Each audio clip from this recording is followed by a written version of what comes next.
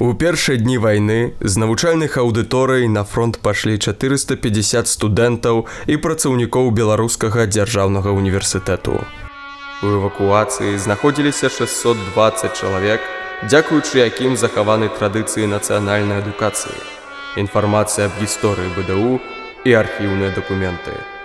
Каля 800 чалавек самааддана ваявалі з ворагам у партызанскіх атрадах і патрыятычным падполлі.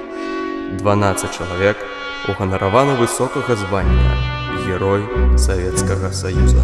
От героев былых времен не осталось порой имен. Те, кто приняли смертный бой, стали просто землей, травой.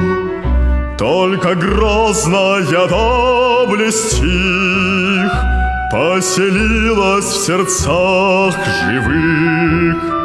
Этот вечный огонь нам завещан одним, мы в груди храним. Посмотри на моих бойцов, целый свет помнит их в лицо.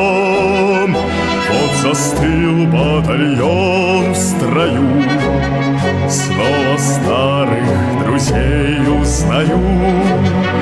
Хоть и мне 25, трудный путь им пришлось пройти. Это те, кто в штыки поднимался как один, те, кто брал Берлин. Нет у нас семьи такой, где б не памятен был свой герой. И глаза молодых солдат с фотографий увядших глядят. Этот взгляд словно высший сот для ребят, что сейчас растут.